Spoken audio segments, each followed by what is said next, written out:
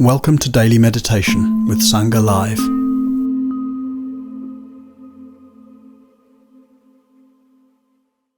So my theme this week has been, as you'll remember, warm solitude, beautiful nature. Looking at that in all kinds of different ways of exploring. And rounding off the week with another visit to the idea of warm solitude. So many ways we can look at this. The ways we can find peace together. Perhaps like on retreat, where we're like warmly and kindly giving one another space, allowing one another the spaciousness to practice. Or maybe like in a library, or just hanging out with people where you're not necessarily doing things together. You're like walking or reading. And there's a way to find this seclusion internally, I think, by almost like making a little retreat space inside ourselves, or making ourselves a little hole in a tree and going in there like a little squirrel, staying grounded whilst being in connection. Knowing that there's a place of warm solitude where we can always go.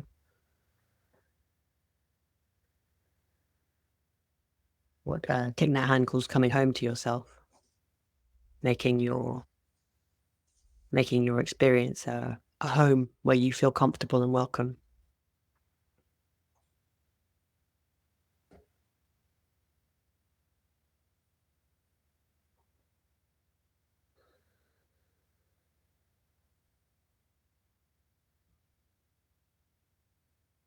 And then also the ways in which we can sort of leave ourselves alone, particularly in practice.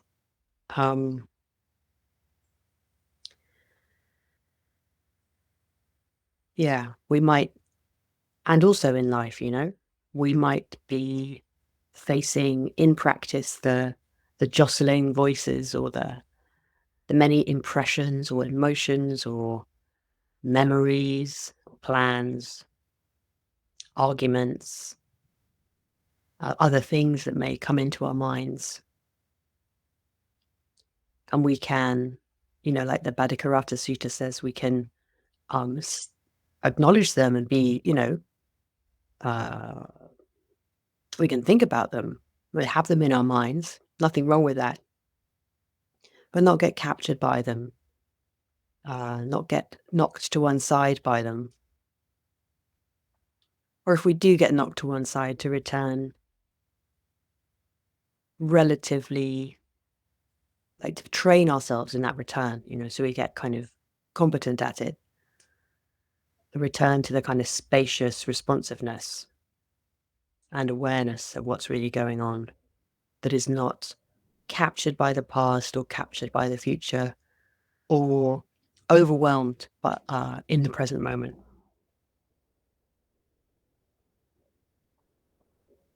And I think there's a tendency sometimes to think of this as like returning to neutral or separation from the world. And I guess what I've been hoping to point towards in this week is that that's not necessarily the case. I certainly see it as, rather than returning to neutral, it's returning to spaciousness and stability. And rather than separating from things that might be troubling, whether that's our internal voices or what we see in the world, it's engaging with those things from a place of spaciousness and stability and sensitivity. It's not numbing out. It's like even more sensitivity, but that capacious, spacious, stable sensitivity, where we can really respond. And the reason I kind of find it important to emphasize these things is that I think there's a real danger in Dharma practice of using it to numb out, or even worse, of using it to become well adjusted to a profoundly sick world. To use practice to reduce friction and to, accept in that in that passive sense, what's going on, as if we were powerless, as if we didn't matter, and actually as if other people and other beings didn't matter. The kind of I'm okay on my cushion thing. And I'm not accusing any of you of doing this, of course, but I just see it out there, you know? I think ever since the 60s and that conflation of like hippie movement, passive side, dropout side of hippie movement with Western spirituality, or the rediscovery of these spiritualities in the West.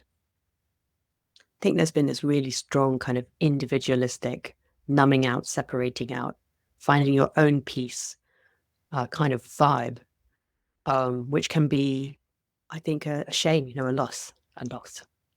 Anyway, so just to say, this idea of warm solitude, I love it because it includes this sense of connection and engagement, sensitivity.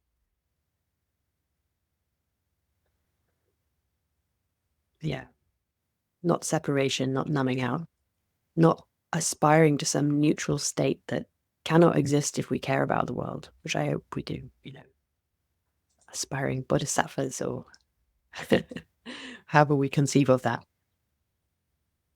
So we can recognize that we have these past, present, future selves and all these emotions. And like we did on Wednesday, kind of maybe use the metaphor of asking them to take a rest. You know, they don't have to be so active all the time because we're practicing right now in the present moment. And on Wednesday, I also talked about, you know, this metaphor of a bus, which I think comes up in lots of different places. I have been engaging with it through the work of someone called Jamie Cato, who's a really interesting teacher. And he talks about, you know, having all of these characters who are part of us, um, and who all have been useful at different times and who all have been important, but maybe some of them, as we're going along in the bus, they still just really like grabbing the wheel, maybe when we're triggered, or when we're sinking into quiet. And then what he calls our lovely, kind, wise adult, which we might think of as Buddha nature, or our awake part, the part that has right view and perspective and it has studied the dharma, like the Bhattacharata says, someone who has looked at the teachings and been with teachers and aspires to practice in this way. You know, that's a lovely, kind, wise adult. Maybe sometimes the steering wheel gets grabbed off of them. And I'd like to extend this notion that we played with on Wednesday, where we might have past self or future self or overwhelmed present self, like grabbing the wheel or being very loud in the room of our meditation, and to think who else might be there, or maybe to give a bit more detail and characterization to some of these voices. So who else might be there? Who is in your bus, I guess? And you might already know the answer to this question, or you might discover it when we sit in a moment.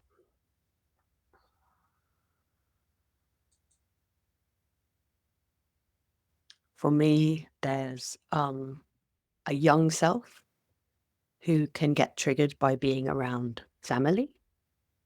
You know,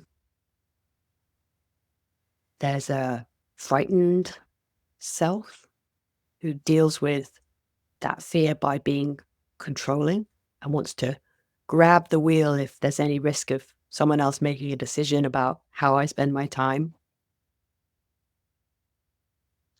And it can be, I think, quite fun to give these characters names or characterize them in a way. And that's what I'd invite you to do. Maybe you have a piece of paper to make a note, or maybe just in your mind. I'll tell you some of mine. I've got the meal planner. These are the ones that really come up in meditation, that arrive ever so loudly once I settle for a phase. The meal planner, that's a big one. Also the day planner, the list maker. There's the one who loves winning impossible arguments from the past. And it's very important to find exactly the right words. And the same argument might be rehearsed 8 or 10 times. That's the impossible argument winner, aspiring impossible argument winner. And all of these also come up in my daily life. But there are a few that just come up really in meditation. One character loves to narrate my experience as if I'm telling someone how my meditation went, half an hour after I meditated. They just start to narrate exactly what's happening, but in a kind of separate voice that's separate and separating me from my experience. And if I catch them and ask them to sit quietly for a while because I'm actually trying to be in my present moment experience, they're often closely followed by the preparing teacher.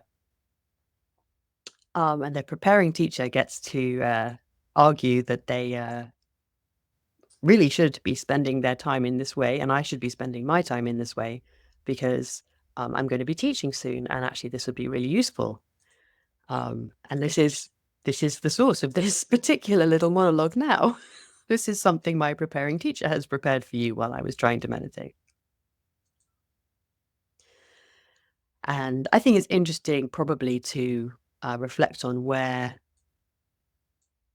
these come from. Some will come from past experience. Some will come from just the way we're wired, and there might not be much of an explanation. And some may come from what gets unearthed through meditation in terms of the possibility of liberation,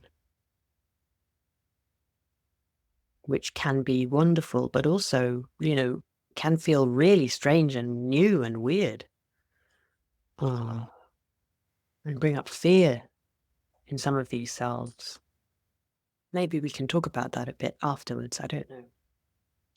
But I want to get us into practice. Now, time is marching on. So I invite you to practice with all these different characters. As we did before, warmly welcoming them, warmly thanking them for their contributions, because they certainly have been useful at some point, maybe useful in the future. I just want them to pipe down while we're meditating. And you might play with giving some of them names, and maybe we could share some of that afterwards if you want to. But I will be sitting with my unwinnable argument self, my breakfast planning self, my preparing teacher self. I'll be inviting them, thanking them, but asking them not to say too much right now. All right. So please, let's set up for practice, whether you're standing or sitting or any other position.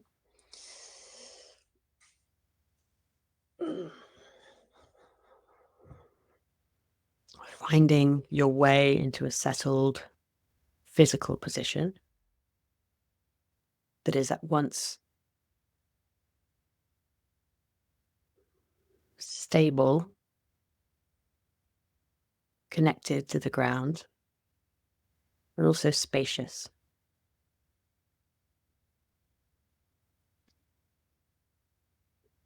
So somehow in your body, finding a sense of both stability and spaciousness, relaxation and alertness, finding this sweet spot that helps practice to emerge.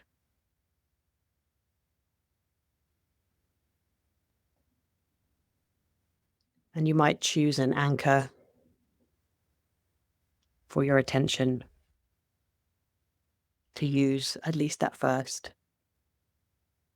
some bodily sensation, the feeling of your body as it moves, as you breathe, maybe in one specific place, in your nose, the air moving, or your chest, or your belly,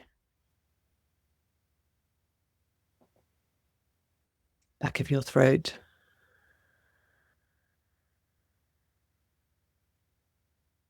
Or it might be your hands, or it might be sound, some other aspect of your experience that you can use as an anchor for your attention as part of this meditation process.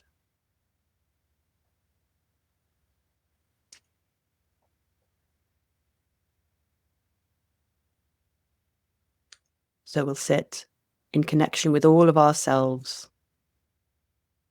all of our characters, but seeing if we can choose again and again to allow our lovely, kind, wise, awakened adult self to be the main one practicing.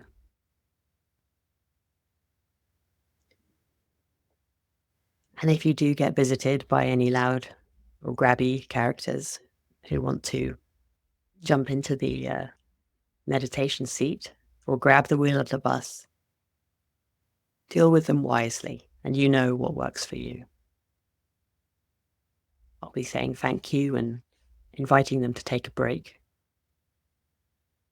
and that I can listen to their important contributions in a little while.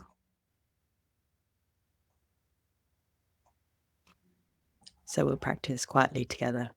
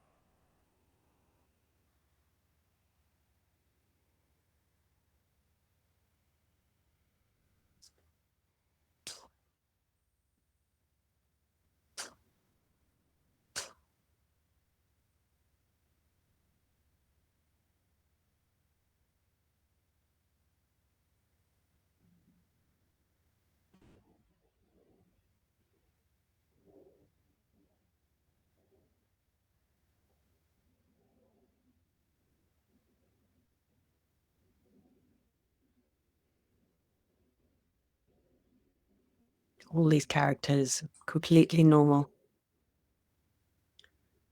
Nothing wrong with their voices coming in. Or we can say thank you. But I'm practicing. This lovely, kind, wise adult, awakened part of myself, or what I think of as myself, is currently practicing.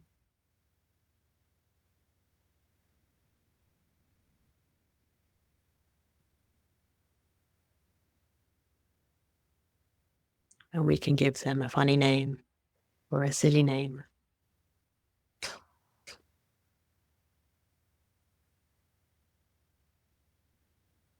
We can ask them to wait kindly and gently. Just wait a little while.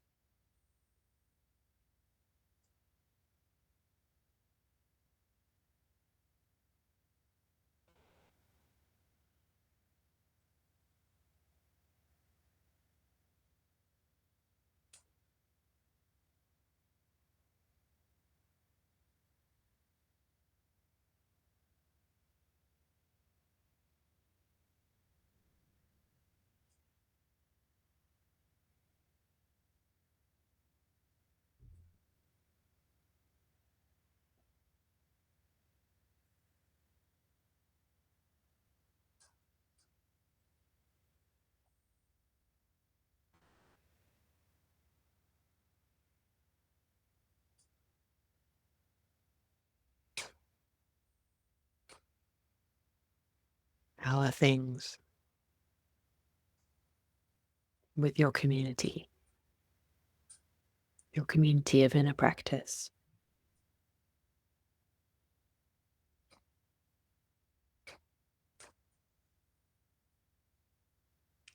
Who's practicing now?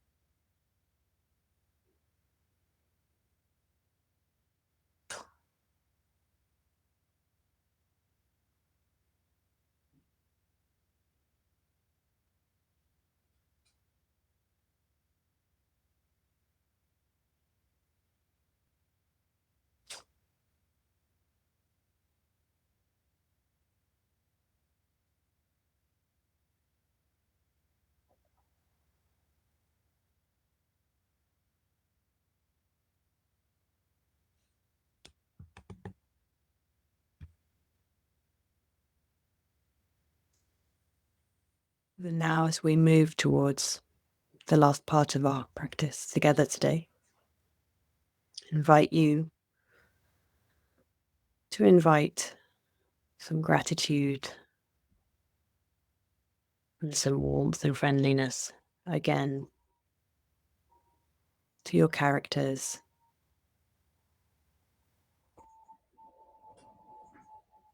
thanking them for patiently waiting, or thanking them for their continued enthusiasm and wisdom, how much they want to help.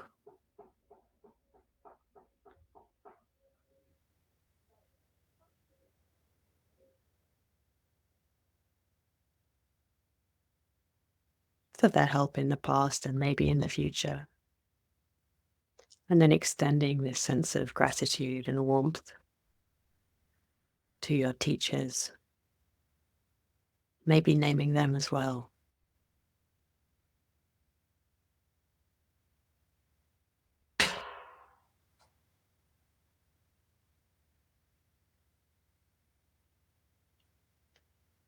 And your teachers' teachers, and all the peers and supporters and friends who made their practice possible. And all the peers and supporters and friends who make your practice possible.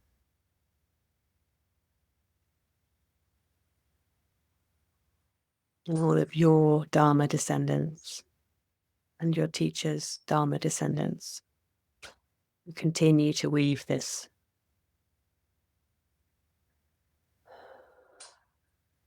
extraordinary web of practice and relationship, continue to make the world together with one another and for one another.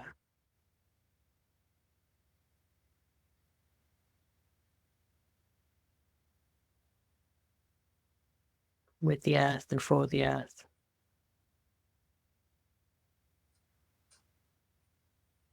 And expanding your sense of gratitude and warmth and friendliness. Back and forward in time and across space.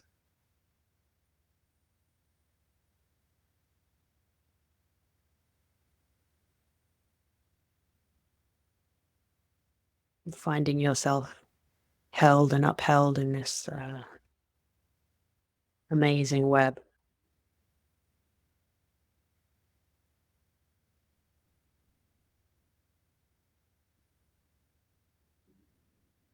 Which makes us as we make it.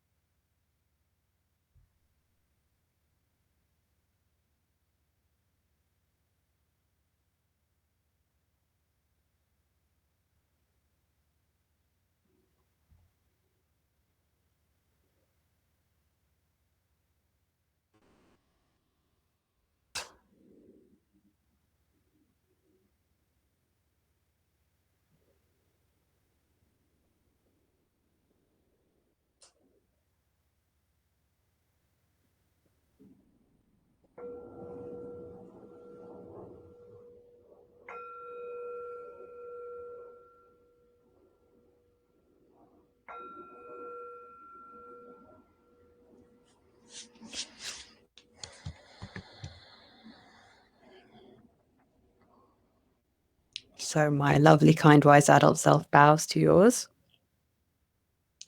and to all of your characters.